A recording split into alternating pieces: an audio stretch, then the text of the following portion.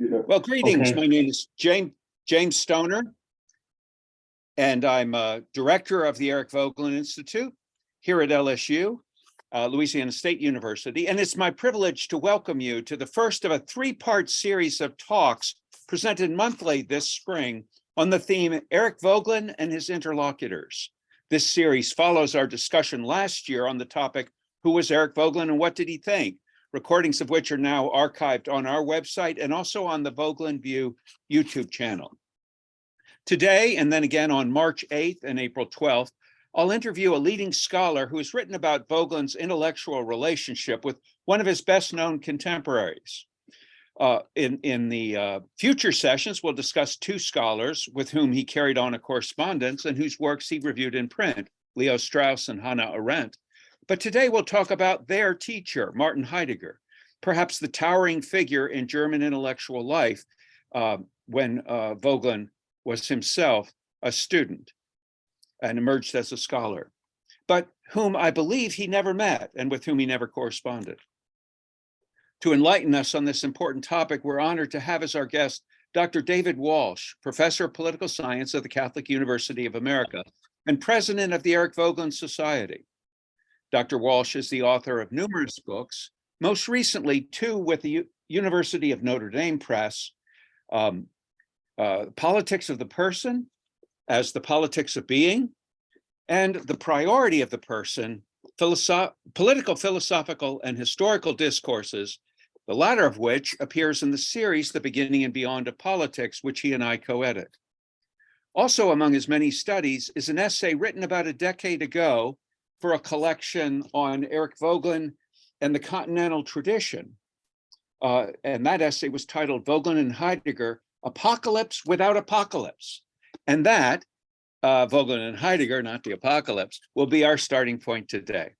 Our format will be as follows. He and I will have a conversation to introduce the topic for about a half hour, or maybe 40 minutes, and then we'll open the floor for questions, asking you to use the raise hand function on Zoom, which I think is under the reactions button these days. I'll recognize the questioners and ask you then, and only then, if you would, to unmute yourself. So let's get started. Dr. Walsh, welcome again, once again, to the Voegelin Institute. And if you could, start by telling us how these two contemporaries who seem never to have met are related. Do we know whether they read each other's work? Do they have friends or acquaintances or influences in common? Were they asking the same questions or walking the same paths? Well, thanks very much, Jim, and thanks very much for this wonderful invitation and this initiative by the Eric Voegelin Institute. It's always a joy to cooperate with you. And this is, one of the few formats, I think, where Zoom is quite useful. Then we can all meet one another without having to exhaust ourselves traveling. Yes, it's a nice topic that you have this spring, and it's a nice way to start it off with Voegelin and his interlocutors. Heidegger, I think last year we might have had a question or two when we talked about the pieces in the Eric Voegelin Reader, and it's always a point of curiosity as to what the relationship might be between Voegelin and Heidegger, because they come from the same part of the world. They're all German speaking. They're both German speaking, and philosophically, they have parallel paths, including the path that involved the return to classical philosophy for an even deeper reading than anybody had given them, probably for an awful long time.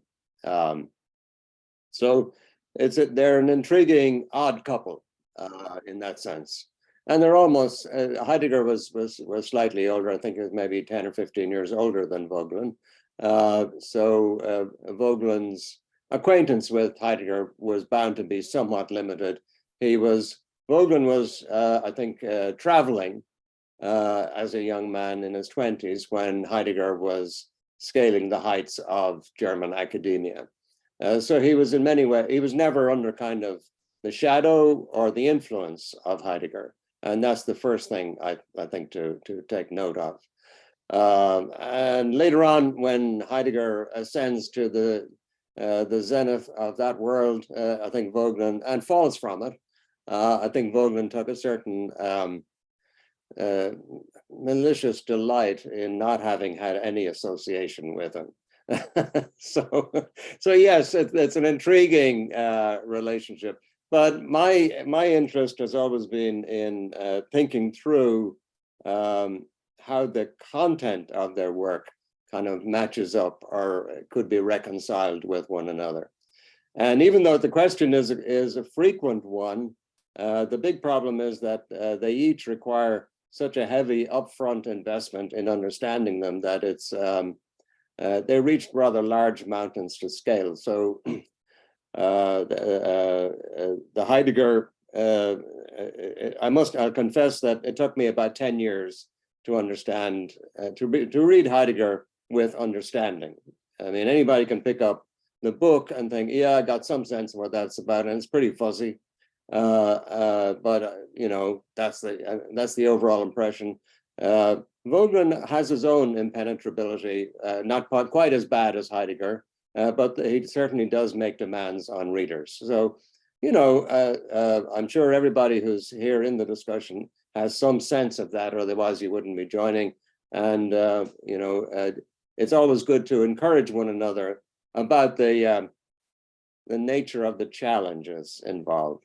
That, you know, it's not, it's like learning a language. You have to persevere at it. And of course, politically, they were on really opposite ends of the spectrum. And stylistically, in every way, they were on opposite ends of the spectrum. But philosophically, you know, and people ask this question because they are struck by, you could say, the echoes of one another in the respective works, that there's something almost Voegelin-like in Heidegger and something Heideggerian in Voegelin, especially the latter, you know, in a sense, because Heidegger's language is so striking. So, you know, that's probably the most basic part of the overall kind of relationship. They had no contact, which is, I think, regrettable. Obviously, Voegelin came back to Germany, and he had already made up his mind about Heidegger in many respects, and especially the, you could say, the distasteful way in which Heidegger behaved politically would have turned Voegelin off pretty definitively. However, granted all that, that didn't suppress Voegelin's curiosity about Heidegger. And scattered throughout Voegelin's works, you see continuous references to various texts of Heidegger, not just Being in Time or the early works, but the later ones too. Nothing in any great detail, but enough to show, oh yes, he's keeping up. Now, Voegelin was a great man at keeping up with the literature and with science, as he referred to it. So it would have been a normal part of his practice. But I think there's something a little more to it than that. He's kind of checking him out, measuring himself, and thinking, you know, well, is there something that's escaped me here? And so that's a kind of, it's all a very intriguing relationship for all of that, all of those reasons. Would you say that both begin with Husserl in a way? Is that a kind of common point of departure from them, or is that not fair? Absolutely. No, that's absolutely the case. They both come out of what I've called the modern philosophical revolution, which is not just the turn to the subject, but the turn towards knowledge as a mode of being in the modern period from Kant onwards. Where knowledge seems to locate itself in relation to being rather than being in relation to knowledge, which is sort of the earlier Cartesian and Lockean, you could say, formulation of it. So there's a big shift that occurs in German idealism, and again, that's part of the picture that we're still sorting out. what are all those continuities and connections?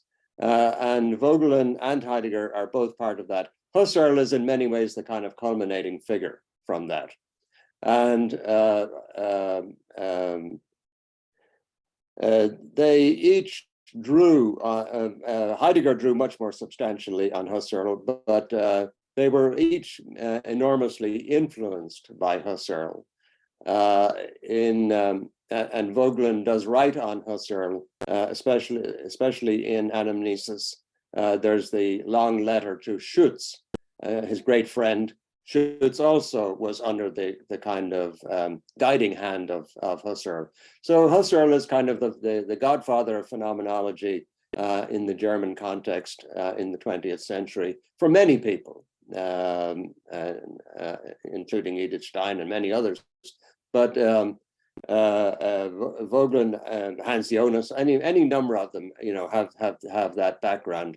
But certainly that's a deep connection that they had philosophically, and that accounts, I think, for the affinities that are in their thought. I'm curious because this is a point on which I really don't have an understanding, and maybe you can clarify it for me. What is the relation of these two thinkers to metaphysics and the critique of metaphysics? For if we understand metaphysics, I suppose, as a tradition that is initiated, if not with Plato, at least with Aristotle, and then receives critique by the modern authors, the first thing I read by Heidegger, I think I was assigned by Judith Sklar the essay, What is Metaphysics? About the nothing. And it was completely confusing. And I think it would take me more than 10 years to sort it out as a mere political scientist. So I wonder if you could say something about metaphysics and how it features in both of these authors, because I think maybe to the naive reader, both of them seemed focused on this question of metaphysics and what it has to do with understanding human life. Well, it's kind of a confusing question because even though there is a book by Aristotle called The Metaphysics, he does not give it that title. He calls it First Philosophy. Metaphysics is a much later reference, attribution to it, which seems to be a medieval and perhaps from St. Thomas, the book that comes after the physics. For Aristotle, metaphysics is what includes everything. So it's not really a branch of knowledge. It's not really one field of knowledge. It's, you could say, the whole of being.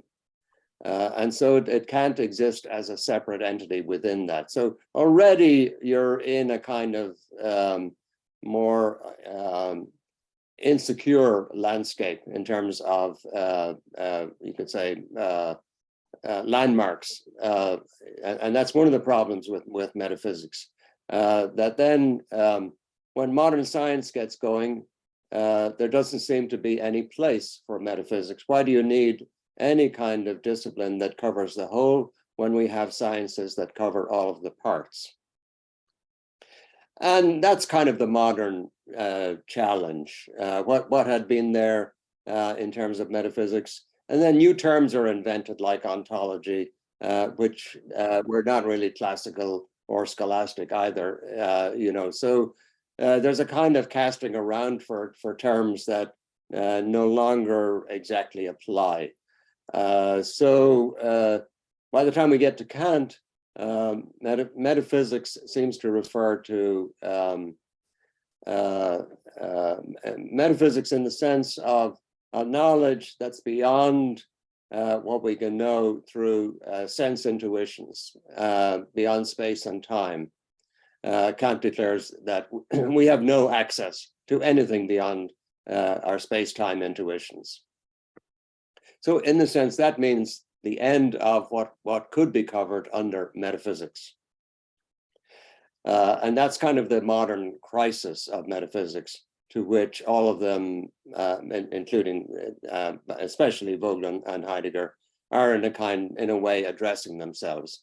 What is left then when, in a sense, anything that's not covered under the rubric of the modern scientific method is still retained, including such, you could say, necessary forms of knowledge as knowledge of the soul, God, eternity, even the moral order, the grounds of the moral order. All of these things have you could say,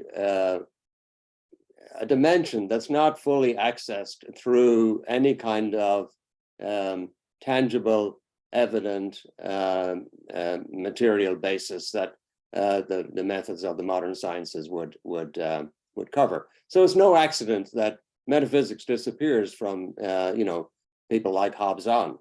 They're interested in a scientific method and a scientific approach to everything. And so that's kind of the issue.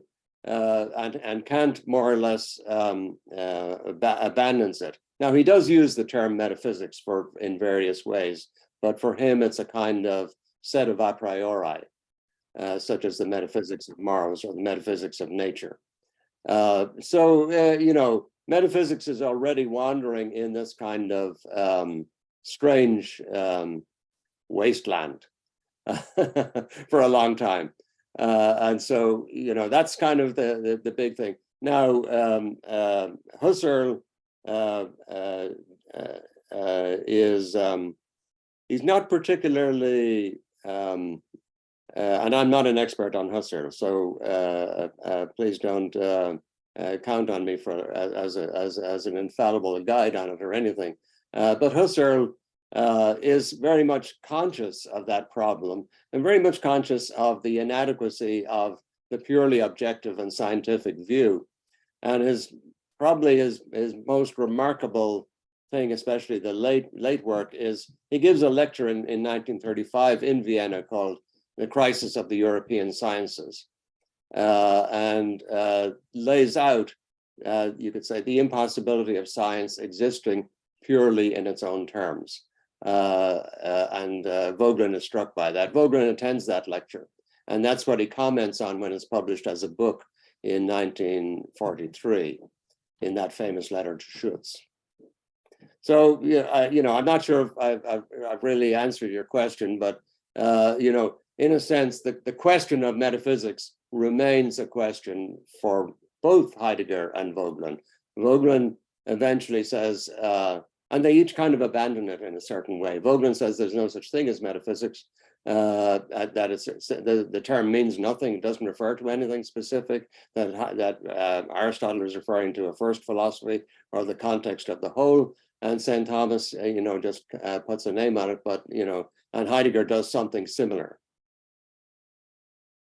Well, maybe I asked the wrong question, and I should have started with the question of physics or nature, because you do mention that later in your article. It seems that to me, at least, as a naive reader of these authors, that both Heidegger and Voegelin don't, although they return to the ancients in some respects, they don't somehow see nature as the fundamental thing that a philosopher studies or seeks to know.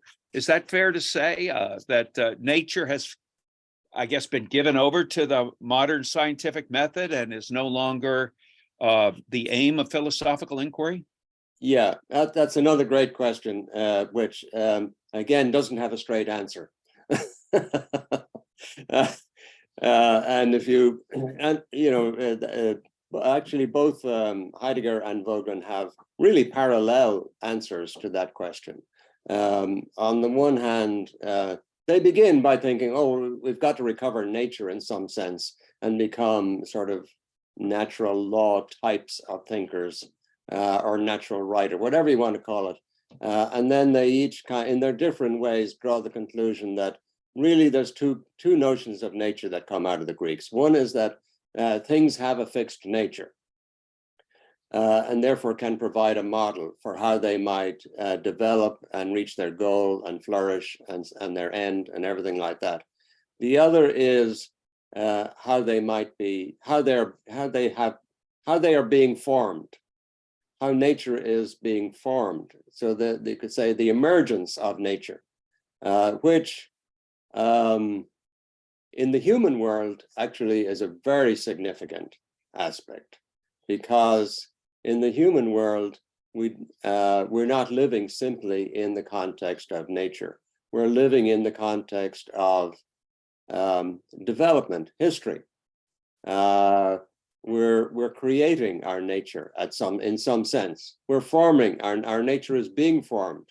And so that explains a little bit about why we as moderns, and why at all stages of this struggle, we've grappled with this question of what is nature and how do we stand in relation to nature. Even to ask the question is to put yourself outside of nature.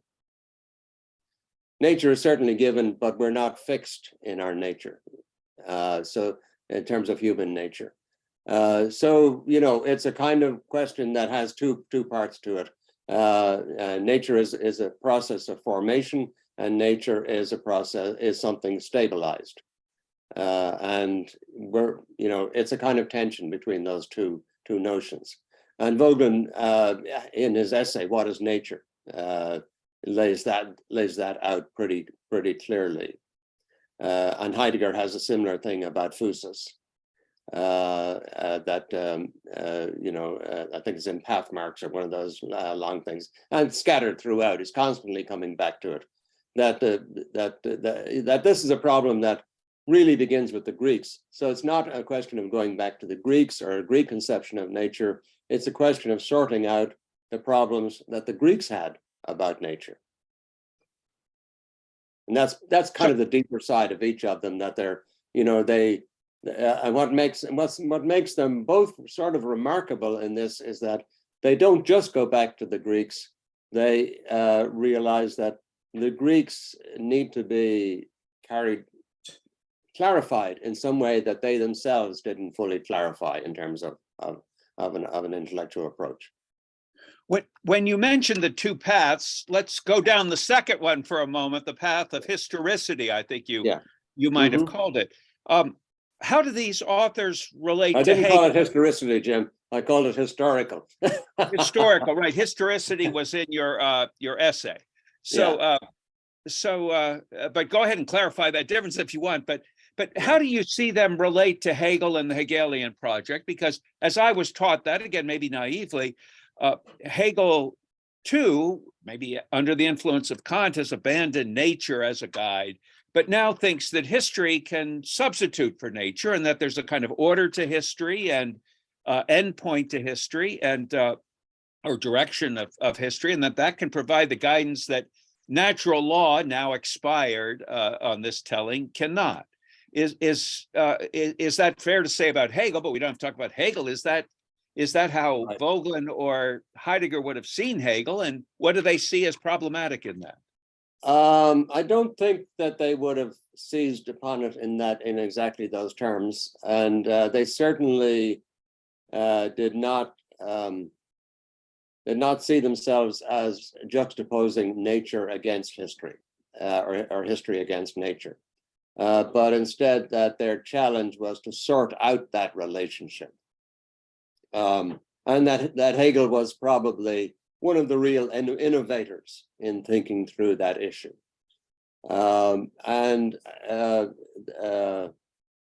They're sort of in the line of Hegel. And now, I think it's unfair to characterize Hegel or the turn after Kant as abandoning nature in the sense of something stable and fixed and everything else, and providing a model.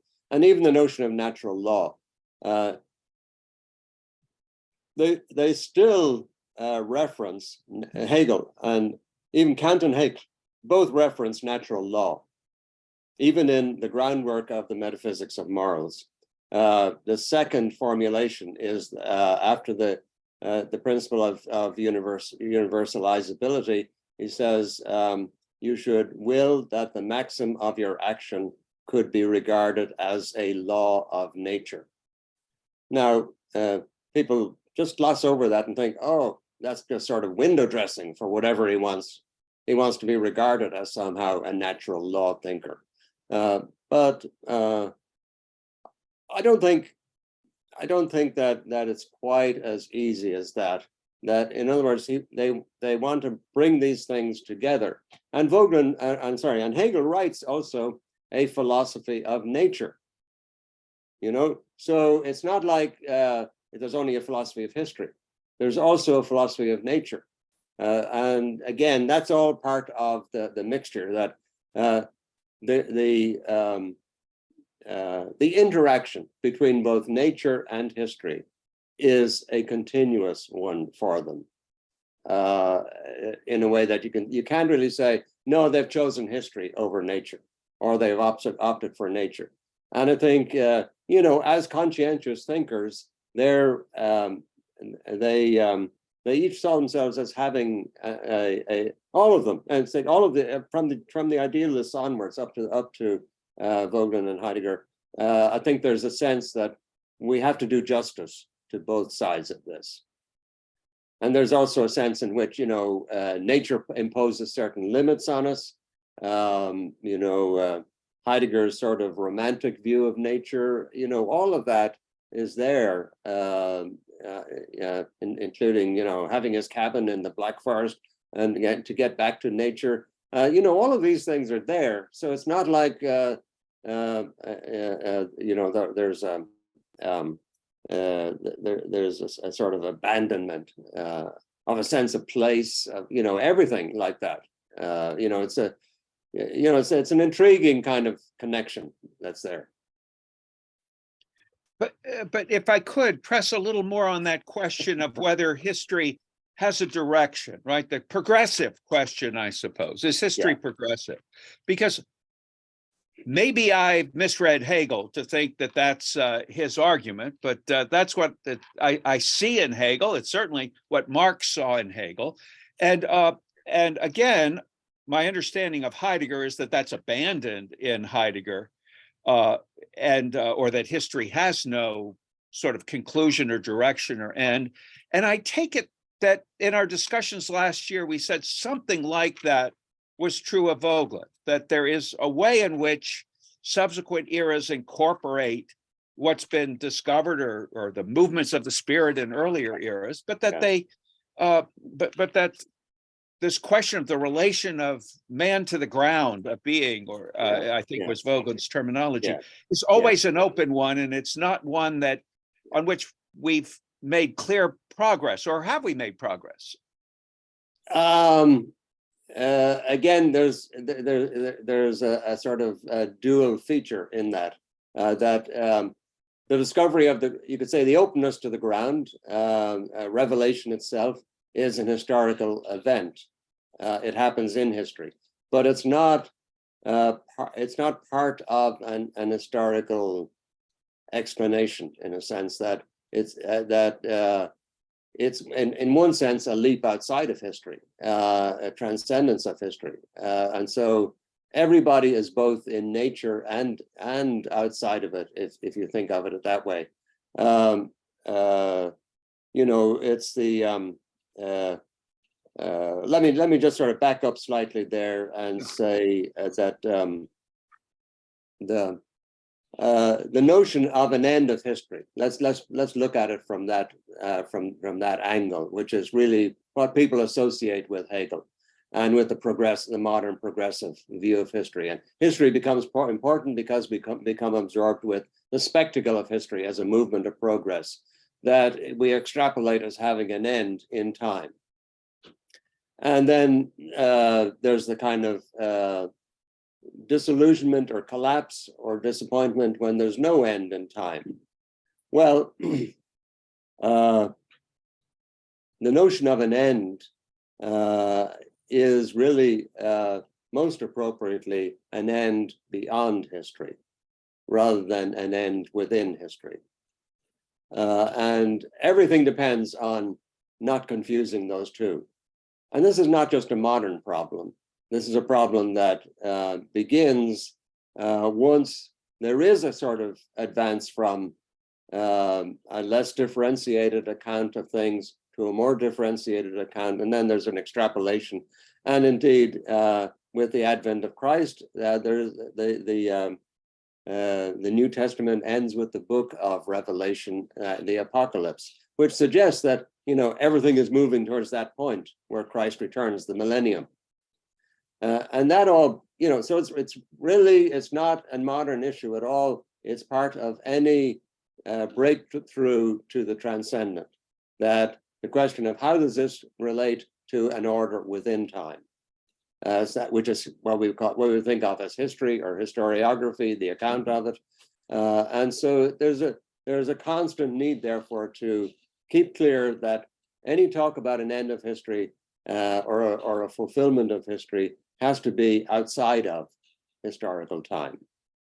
And that's what gets mixed up, I think, in the modern ideological movements. In a sense, Marx would be a classic case of it, the proletarian revolution as an event within history. But he's not alone. I mean, in a sense, all of the millenarian thinkers throughout the ages have made exactly that mistake. Augustine had to spend a lot of time setting Christians right that really we're living in the millennium. We're living in the last time of history. Every age is in relation to the end, and the church is the millennium. All of that.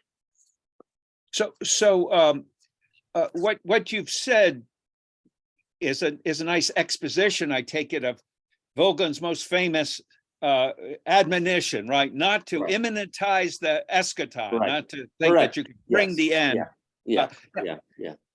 Does any of that have any relation to Heidegger, or is this where you say Heidegger should have read Voegelin on this, or is Heidegger speaking of those same issues? Does he actually take the same view of those things eventually, and not realize that Voegelin had preceded him there or was on a parallel path with him, or is Heidegger going somewhere else?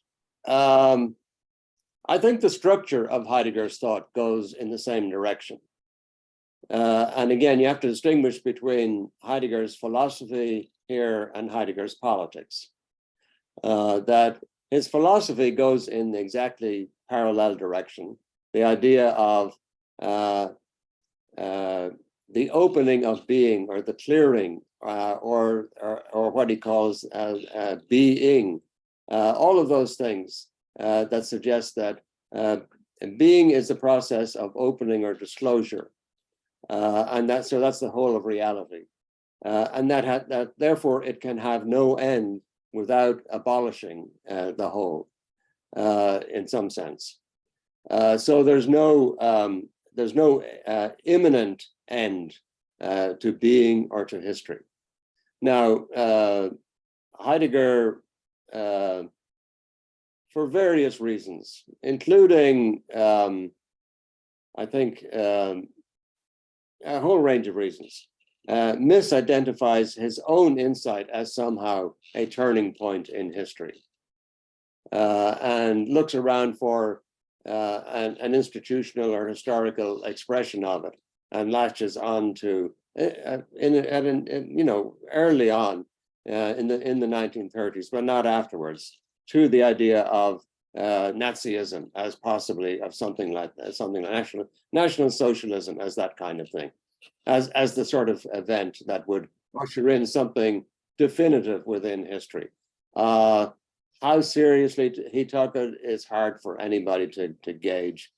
He certainly took advantage of it and played his role in it in a way that didn't reflect well on his judgment or his moral character. Voegelin was much more acutely attuned to the importance, I think, of making right moral judgments about political events. And so, but you could say even that issue of judging things rightly is to judge them not in the perspective of historical events, not as how is this going to look in the future. No, how is it going to look in relation to eternity, an end beyond history? Well, I think that's a good place to open the floor for questions. So floor's now open for questions, and if you could, I think there's under reactions maybe at the bottom is a place where you can put up your hands, and I think I'll I'll see that. So I see one from a participant who's listed only as Sarah. So if you could unmute yourself and ask your question, you've got the first word. Hi, Professor Walsh and Professor Sinha, thanks so much. So I was wondering, so I know Heidegger in Being and Time in the opening, he talks about the forgetfulness of being that's characterized the history of Western metaphysics. Does Voegelin engage with that at all? Or does he see that the history of philosophy has basically succeeded at trying to grapple with the reality of the mystery of being? Voegelin has a kind of parallel remark that's equally notorious. In the volume on Plato and Aristotle, he says that the history of philosophy has largely been the history of its derailment, which suggests that philosophy lost track of its own origin in relation to the opening towards being. And so, so that there is that in fact, they do have these sort of strikingly parallel declamations about being and history, and about the history of philosophy.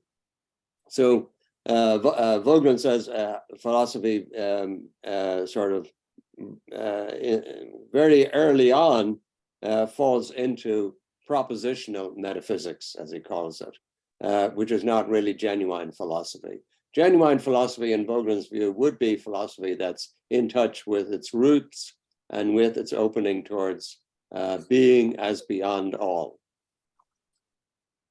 And that's a very Heideggerian way of thinking of it and of even formulating it as the issue.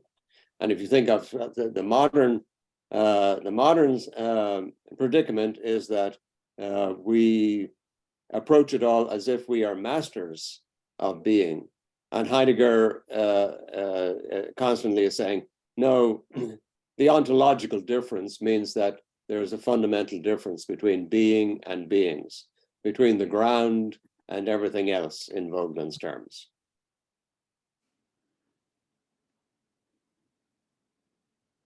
I'm not sure if I've answered your question. Do you want to follow No, up? that helps a lot. That helps so much. Thank you. Yeah. Sure. Any other questions? I have a question, if you can hear me.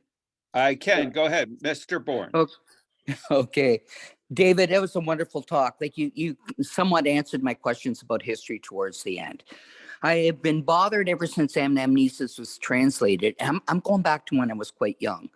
And there's a conversation that Voegelin develops dialectically between Plato's vision of reason and Kant's vision of reason. One is presented in eidos, to be presented, not the English word idea, which is problematic. Yeah. And the other is that we project it on the world. Second part of this, and I'll try to be quick with this, is as beings in relation to whatever history might mean, because we just can't penetrate it. I don't understand creating ourselves when eidos is given to us, and I would like to use Plato's kind of language, in a kind of providence that shapes us, that molds us, that we need to attach ourselves to. So the idea of God is sort of central to my question there.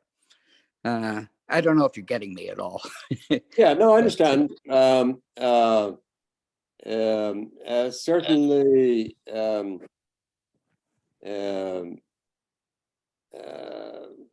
Plato does use a term like eidos that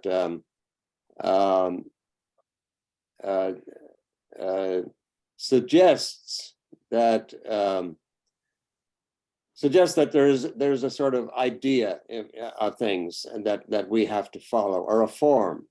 The other way in which that's usually put. Now, even to talk about an eidetic approach suggests that that we possess the eidos, or the form, or that we have access to it. And this is a notorious aspect even of interpreting Plato. In fact, Plato's own account is to find our way of attuning ourselves to a form that's beyond us, that we do not possess, that we do not have in a sort of fully accessible mode. The agathon in the Republic, the idea of the good. We do not possess an idea of the good. What we possess is an intimation of the good that is beyond us.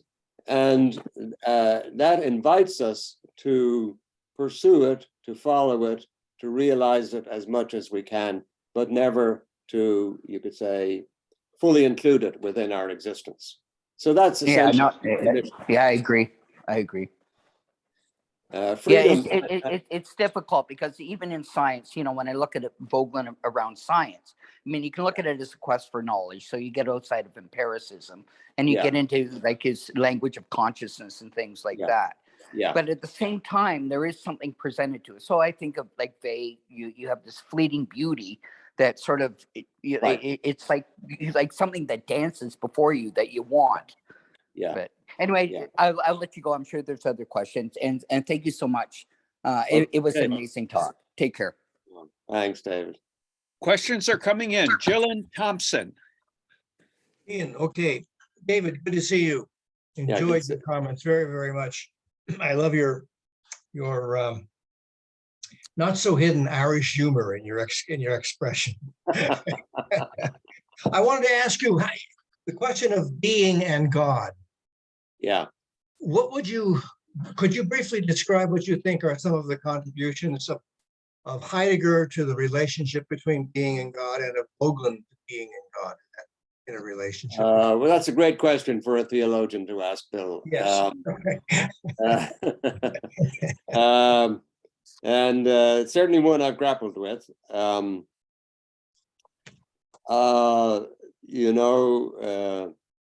think both of them begin with a sort of conventional view of God as the highest being or beyond being, or whatever way you want to call it. But God is God. You could say the overlap between God and being in some general way, and yet they kind of, and again, this is one of the remarkable parallels, that they gradually move away from what for most believers would be recognizable territory, where you as a person are related to God and you regard God as a person, which is, and they search for language that deliberately avoids it. Voegelin wants to adopt the ground of being, which he takes from the classical sources, the arche, the beginning, the boundless, the aperon, all those things. And Heidegger does almost the same. And you're wondering, why? Why can that not be God? And I think the basic reason that they each do it is the same, that they want to preserve the transcendence of God, the mystery of God, as beyond everything that appears and that we know, or that we could visualize, because anything we visualize is somehow a being and within being. So if you're going to retain that distance of the numinous, I think you would eventually grapple for something like that. Now I have my own disagreements with them on that, because I think that the idea of the person and God as a person will actually bring you towards the same realization. And I think the spiritual literature and the whole tradition attests that just as well. But again, neither of them are really operating, I think, within what we would call a confessional context either. So they're spiritual adventurers outside of any spiritual community. So it's not too surprising, in a sense, that they reach for, I'd say, terminology that might reach the broadest possible audience, or target, in terms of the modern world that they're in. And I think that's fair. We don't need them to do everything. The next question comes from the Voegelin room. So if you want to take a seat, then go ahead and ask. Oh, okay, this is a follow-up question from the last one. How does Voegelin think we are supposed to be in the world? If we're comparing him with Heidegger. Heidegger went to his cabin. What does Voegelin want us to do?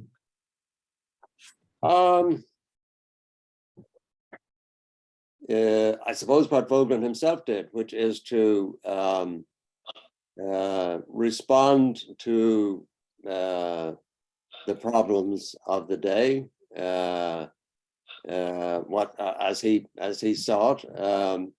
Both Voegelin and Heidegger, I think, saw themselves as bearers of a kind of public responsibility, and that the role of the philosopher in each case is to think most deeply about the challenges of a civilization that has no room for the transcendent, and that therefore has no ultimate anchor for anything else, including science itself. No way ultimately of thinking about, say, science, technology, all of those things, or politics. If that's kind of the deepest challenge, not just the decline of faith, but in us, even for believers, the impossibility of having a paradigm, having a way of thinking about touching or opening to or being in touch with the transcendent that could order existence within time, within our lives, could order our lives together. So they have parallel interests, I think, in that way. Voegelin was much more of a student of politics, and I think had much more of a realistic way of understanding politics. Heidegger was, in essence, a dreamer about politics, and so I don't think he necessarily drew the best conclusions from his large philosophical adventure. And I say that's the big difference. But, the project is somewhat similar. Thank you. Philip DeMahie. Thanks. I had a question building on that a little bit, actually. So we've already talked a few times about this really. Sorry, this might be clear. Am I coming through all right? Yeah, no problem. Okay. This really, glaring difference between Voegelin and Heidegger's response to their political situation. Yeah. And part of that clearly has to be what you just said, that he was more of a student of politics. Is there any, I guess, less practical, more theoretical difference in their understanding of history? You talked a little bit about, the measure being beyond history for Voegelin in a way that might not be the case for Heidegger. But maybe if you could speak a little bit more to maybe the theoretical difference that might have in some ways marked. Good question. And really, as we get, as historians have more accurately unearthed, Heidegger's actual historical contributions or lack of them, his actual historical record, people think, well, it doesn't reflect well on his political or moral judgments or anything else. So there is a kind of tendency then to say, well, there must be a reason for that, that we could trace back to the structure of his philosophical thought. Richard Rowland has a book called The Politics of Being, which lays that out.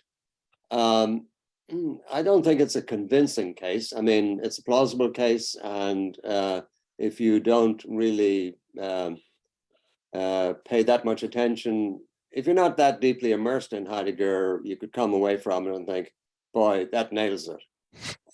But that's not, our responsibility is to read text carefully and to think, well, how is it that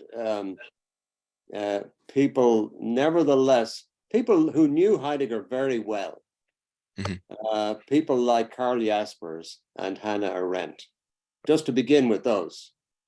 These are people who knew him on a personal level and knew that, yes, he did some despicable things. He dedicated Being and Time to Edmund Husserl, and then the second edition, he erased the dedication to his own Meister. What kind of a scallywag does that? I mean, you become capable of doing anything when you can go back and change the dedication. You either live with it or I mean, yes, we're all capable of personal failings, and there's no doubt about it that Heidegger had gigantic personal failures. But these are two of the people that were closest to him. Jaspers was probably his closest friend, of whom he had not that many. And in a sense, they grew up together philosophically. When their wives left town, they didn't go to a ball game. They hung out and talked philosophy for days on end without having their wives around to interrupt them. They were obsessed with it, and so yes, they were very close. Arendt was, of course, the student who fell in love with him, and all of that. And there's a great correspondence between Arendt and Jaspers, and they're continually grappling with this. How could such a great thinker be capable of such so deeply flawed as a personality? So they don't say no. It's all, we were completely misled by his philosophical teaching. He was a complete faker in the classroom. No, he was not. He really led them into depths that they could not otherwise find. And so it's a really, it's kind of a tragic relationship and issue there. And all the, our job as political scientists is just to lay out the facts. They seem to be the facts. And the worst thing you could say about Heidegger was not that he didn't actually betray people too badly himself, and he wasn't too anti-Semitic himself. Other people around him were much worse, but he collaborated with a regime that he should have opposed. But that after, and he didn't stick with the party. He was booted out and left it. So all of those, there are certain redeeming features. But the worst thing you can say is that he never apologized. I mean, it's one thing to make a colossal political misjudgment, but when you do, you should say, that was terrible. Never conceded it. So yes, it's a tough, Heidegger in particular is a tough guy to read for all of that, knowing all of that and kind of balancing it all out. If you, the Safransky biography, I think is Safransky's best biography, and he's done a whole load of them. I think he lays out that case very fairly. And I think that's probably, so that's why I don't really think that it's fair to kind of indict Heidegger's philosophy for the failures of Heidegger the man. They're not utterly without connection, but they can be separated. Thank you. Next question, Rafael Cronje Mateus. Hi, can you hear me? Yes, Yes, we can. Yeah. Professor Walsh, thank you very much for your exposition. As it happens, I reread your introduction to CW6 to Anamnesis last week. Okay. And the parallels between Voegelin and Heidegger, which you traced there, caught my attention very much. So my question regards Voegelin's solution to the methodological positivisms in political science and social sciences, in fact. Yeah. He rediscovers the practice of meditation as the axis of philosophical investigation, Right. as Yeah. presented in Anamnesis. Does Heidegger talks about meditation in the same way as he does, and does Heidegger investigates this problem in the method of social sciences, and how does his solution compares to Voegelin's? A good question. I think Heidegger's own philosophy is a meditative kind of philosophy. So he doesn't sort of explicitly embrace meditative approaches that I recall. There are various passages that sound Buddhist or dabbles in with Buddhism or with Zen. There's the number of studies that sort of call attention to it. The relationship to Eckhart and people like that. So there's a plentiful literature on sort of Heidegger and mystics, which is basically a meditative way into things.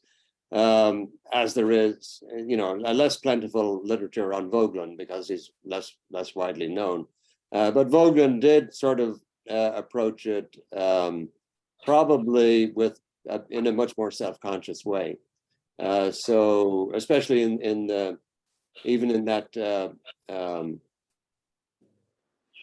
that text in the Anamnesis volume, where the letter to Schutz on Husserl, where he's dealing with Descartes and references Descartes' meditations and says, really, the parallel there is the cloud of unknowing, and makes a good case that I'm not sure how well that connection stands up under strict scrutiny. But it's certainly a very suggestive connection, and completely plausible that Descartes' meditations come from somewhere and come from a practice similar to the cloud of unknowing. So yeah, Voegelin was well aware of. He says in his autobiographical reflections that reading the Upanishads was the first time that he himself learned personally about the value of meditation, or the centrality of it. Basically, meditation brings you to that boundary moment, brings you to that moment where, in thinking about anything, you reach out to the horizon within which what you're thinking about is contained, and you look over the edge. We're never simply within the horizon once we know about the horizon, and so meditation is that kind of enlargement of the heart and mind, by which we glimpse what ordinarily is peripheral to our vision. I'm not sure how that helps in the social sciences, but it does. It helps in all of the sciences, in the sense that no one is just a social scientist or a scientist. They're first and foremost a human being and a person. So they bear lots of other responsibilities once they walk into their study or their lab or whatever they're doing. Right. I don't see Google Intex adding a category for meditation soon. Although if it's necessary, it'd have to be judged somewhere. Next question from Sixto Garcia. Yeah, so thank you, Professor Walsh, for your wonderful expositions and reflections. I have learned so much. I wonder if this is a legitimate question. Is there a connection between Max Scheller's ethical personalism? Scheller was a disciple of Husserl, and Voegelin. I know Voegelin quotes him once in Anamnesis, but in passing. But beyond that, I don't know that much about their possible connections, if any. I think maybe Barry Cooper knows more about this than I do. certainly Voegelin admired Shaler in the earlier years and read him, and Voegelin himself goes through a sort of period where he's thinking about the sort of personalist approach of Shaler and Gilson and others, and is sort of experimenting with it. I think at the end of the day, Voegelin does not embrace the personalist approach. And I think, you know, that was his judgment. And Shaler himself, of course, changes over time. So it becomes more complicated because Shaler doesn't remain what he was in that earlier period.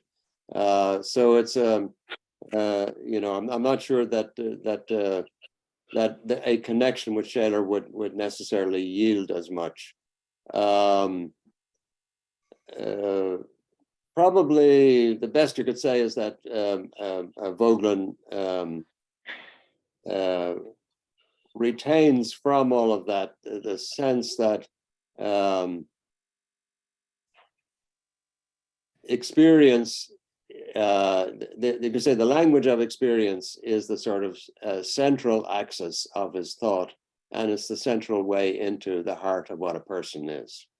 And so in that sense, there's a kind of continuity, but not necessarily an explicit continuity.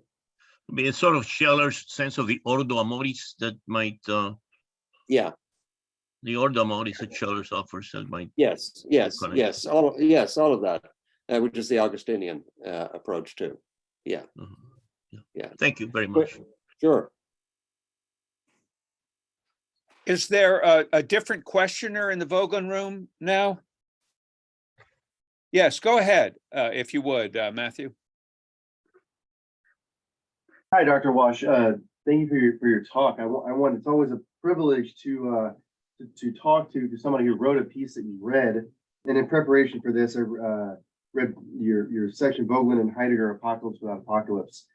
And not to put you on the spot of a sort of random passage, but I think it's relevant here. Whenever you discussed on page 184, trying to explain how does someone like Heidegger wrap up his apocalyptic imagination on Adolf Hitler, you then use Voegelin as a way to answer this. And this I thought was a very interesting passage. I hope you could illuminate for me. You said, it was not, Voegelin explained, that Christ's message necessarily pointed toward an imminent apocalypse, but that the revelation itself overshadowed all other dimensions of reality. And in context of what we've been saying about metaphysics or the sort of impossibility of traditional metaphysics, is it fair to say, am I understanding this correctly, that it's one thing to say that metaphysics is sort of not even worth doing, or it's not possible in the sort of traditional way as a being trying to step outside of being, but in light of Christ's revelation, is Voegelin attempting to say that it's not even worth doing, because why bother doing metaphysics when at any moment the apocalypse might happen, the second coming might happen in a moment? Why bother living a life sort of presupposing that you'll have an entire life to figure all these questions out or to engage in this sort of life if it's not the final life? So the question is this Sarah sort of saying that because of Christ's revelation, metaphysics isn't even worth doing? No, I don't think that's a fair conclusion to draw, but it's a very good question to ask, because, you know, there is a sense that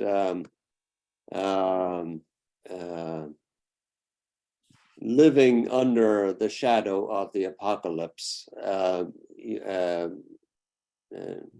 devalues everything else, and that's not too far from the experience of the early Christian community, and you know, in a sense, if you're expecting the parousia and the return of Christ, then you don't really pay much attention to what you're going to do within time and within history.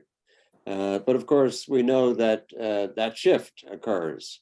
And, we all, individually have that kind of question.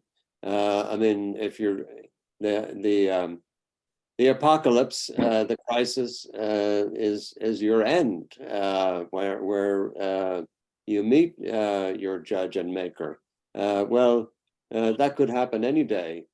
So why bother doing anything?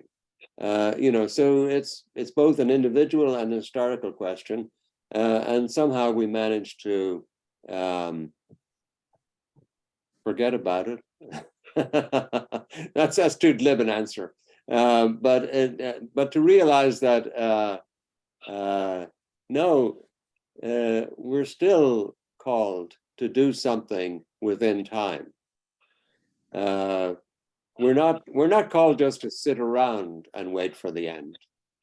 We're called to do what we're responsible for within time, to take care of one another, to build a world together, and that becomes, you could say, the record of history.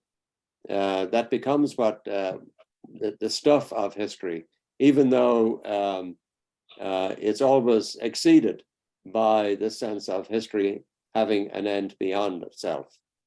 And that, so the subtitle of that essay, "Apocalypse Without Apocalypse," is not mine, although it's a very clever one. It actually comes from Derrida in his great book on Marx. He wrote after the collapse of communism in the early 90s, and communism as an idea. I mean, we still have communist states, so in a sense, communism hasn't disappeared, but in a sense of its legitimacy as a system of thought. Derrida had to grapple then with the question, well, how does it stand with a great apocalyptic thinker like Marx? And he entitles his essay on Marx, Spectres of Marx, an Apocalypse Without Apocalypse. And I think it was a very good formulation, because it suggests that it really is a kind of return of the language of apocalypse to what it has always been at its best. It's always a little unstable, and the history of Christianity and the history of all transcendent religions is fraught with this sense of, at any moment we could be overtaken by the end of all times, by the end of things. And so we live, therefore, in a horizon that we might say is the horizon that's structured by an apocalypse that actually doesn't happen within time. And I think even though Voegelin had his problem, I mean, Voegelin had a kind of critique of Heidegger, which we haven't really gone into, where he calls him a Perusiastic thinker in Science, Politics, and Gnosticism. I think it's that essay, when he comes back to Germany, which is which casts Heidegger in this very negative light, as always waiting for an apocalypse that doesn't happen. Well, and Voegelin seems to conclude that that's kind of an ultimately negative judgment of Heidegger, but it can also be viewed as Heidegger's main principal positive contribution, that we live within that tension. So all of that, I think, is there in that mixture, and Voegelin was not Voegelin was capable of making rather harsh judgments from time to time that didn't really accurately reflect his complete assessment of a thinker. There are other qualifying remarks too that overbalance that. Thank you. Sure. Our next question, and we're moving towards our end, we got a little less than 5 minutes, would be Radosław Mystic. Can you hear me? Yep. Yeah. No problem. Okay, sorry for the lack of video. I have a question regarding Voegelin's attitude to Heidegger. Namely, we know that he was very much critical of Heidegger, but in what sense? Because, for example, he was also critical of Hegel, but he believed him to be still very important, great thinker. And even though he was wrong, he still considered him to be important, the important subject of study. Or, for example, with Marx, he didn't really consider him to be too great mind, but still someone very important to study because of his maybe historical influences or because of his type of mistakes that he made that were important to understand.